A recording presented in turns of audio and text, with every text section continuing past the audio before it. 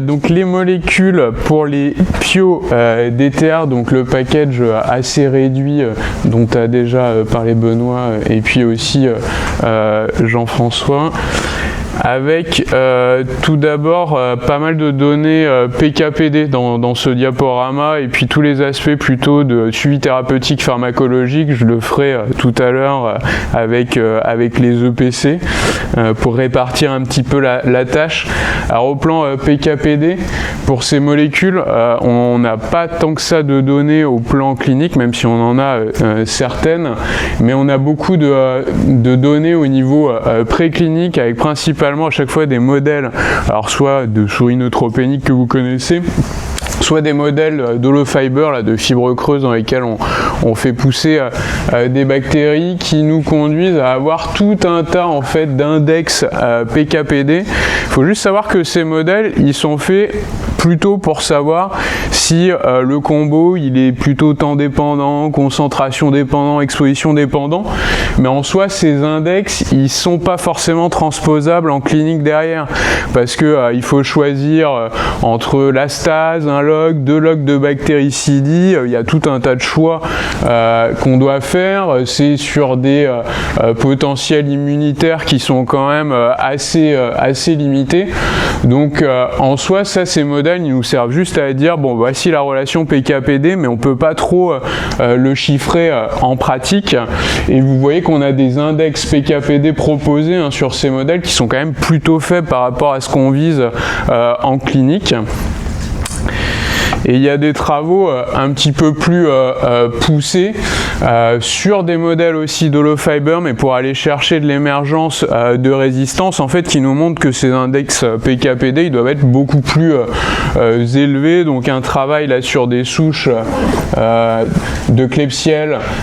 et de Pseudomonas par exemple, qui nous montrait que on avait une remontée en croissance de ces souches si on avait des concentrations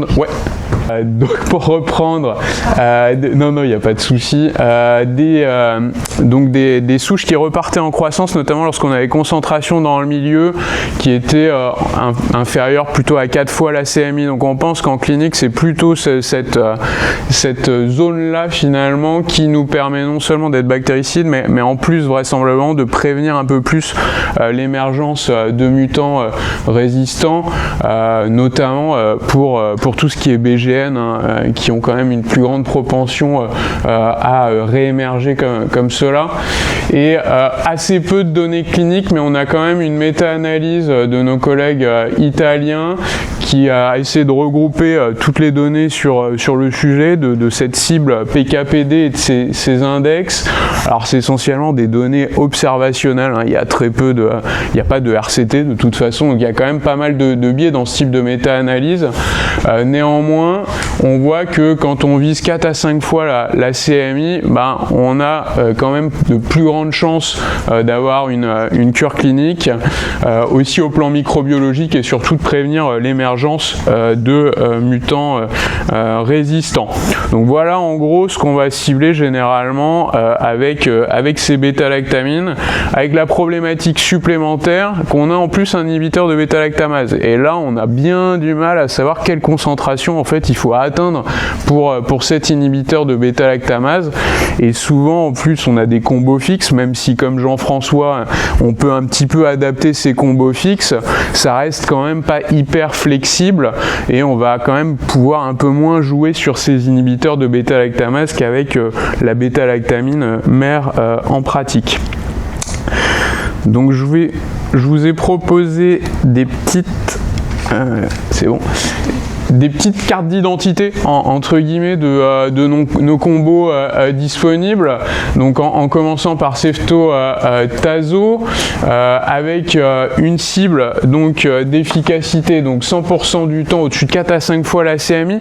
On n'a pas de cible de toxicité pour le Cefto, c'est trop tôt, là on n'a pas de recul, pas de cible vraiment définie. Ce qu'on sait est issu plutôt quand même des modèles précliniques, c'est que le tazobactam, il faut plutôt viser des concentrations au-dessus de 2-4 mg par litre, ça dépend un peu des publications. Donc on a une nouvelle bêta-lactamine avec, je dirais, un vieil inhibiteur,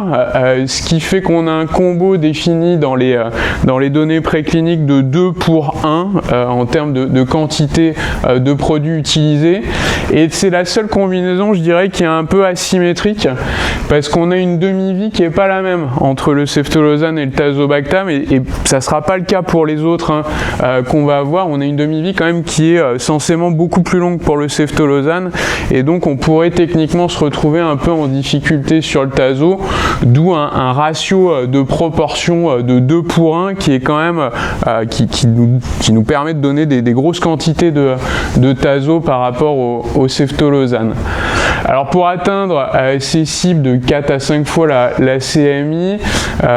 il faut se poser aussi la question de perfusion prolongée, perfusion continue. On a des données de stabilité quand même aujourd'hui qui sont très en faveur de durée très prolongée, voire de perfusion continue de ce produit, ce qui est fait techniquement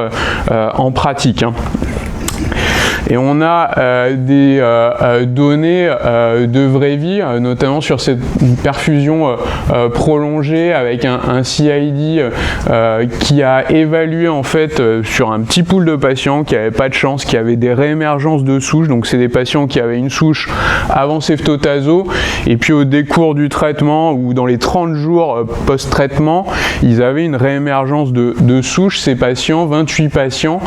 Et ce qu'on voyait, c'est que chez la moitié de ces patients, en fait, la souche avait une augmentation de la CMI de 2 x 4. Ils ont étudié les facteurs associés à cette augmentation de CMI,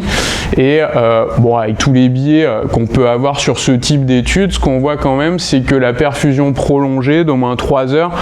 prévenait un petit peu, tout du moins en tout cas, l'émergence de cette augmentation de CMI. Et puis on a nos collègues italiens qui ont essayé de modéliser ça avec les modèles de population qu'on connaît, les fameux PTA, dont Jean-François a déjà un peu parlé. Et ils ont montré qu'avec des posologies classiques, mais en perfusion continue, voire des posologies parfois un peu plus basses finalement que celles qu'on peut utiliser sur de l'intermittent, on était tout à fait en mesure de bien couvrir, de bien atteindre les cibles qu'on s'était fixées pour ceftotazo jusqu'à des CMI au moins à 4. Et puis en fait, tout PIO-DTR confondu, c'est les barres en noir, les PIO-DTR. Dans 75% des cas, en fait, si on fait 6 grammes de cefto en perfusion continue par jour, et dans 75% des cas, on atteindra cette cible PKPD. Alors pour Casavi, on a un peu l'inverse finalement, on a un vieil antibiotique avec un nouvel inhibiteur de bêta-lactamase. On est toujours sur les mêmes cibles d'efficacité, mais la ceftazidime étant un peu plus ancienne, on a une cible aussi pour la neurotox. Si on dépasse 100 mg par litre, on a quand même un fort accroissement du risque de neurotox. Faut y aller, mais néanmoins avec les CMI qu'on a au breakpoint, faut quand même envoyer un peu de ceftazidime. Donc c'est pour ça qu'on a un ratio de 4 pour 1 dans la formulation de Zavicefta, avec là pour le coup vraiment un produit qui est très symétrique en termes de pharmacocinétique, en termes de caractéristiques. On est vraiment très proche entre la ceftazidime et puis l'avibactam. Des données de stabilité qui sont quand même très en faveur là encore de perf prolongée, surtout de perfusion continue. Si je continue sur la petite cartographie, IMI relais, alors là, la problématique, on la connaît bien avec l'IMI, ça va être sa stabilité en fait. La grosse problématique de l'IMI-PNM, ça va être sa stabilité, donc vous oubliez la perfusion continue, enfin vous pouvez le faire, mais en tout cas au bout du compte, on aura quand même beaucoup moins de produits, des administrations du coup qui sont un peu plus à rapprocher, et parfois, moi, je m'interroge un peu sur la balance bénéfice-risque qui va être à discuter, je pense, avec ce produit. produits qui, les carbapénem sont quand même un peu plus neurotoxiques que les autres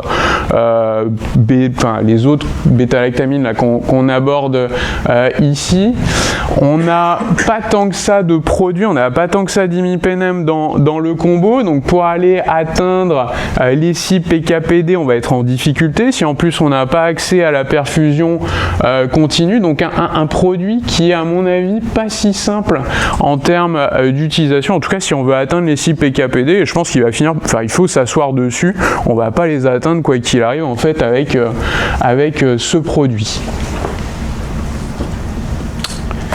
Et puis enfin le céphidérocol, donc alors sur la cible PKPD de 4 à 5 fois la CMI, moi là j'ai des interrogations un peu parce qu'on est sur un produit quand même un peu particulier. Je pense qu'il faudrait des études quand même propres au céphidérocol. Les données qu'on a, elles montrent surtout donc qu'on a une bonne stabilité encore dans les dispositifs et que si on souhaite en fait on peut aller vraiment au-delà de 3 heures de perfusion.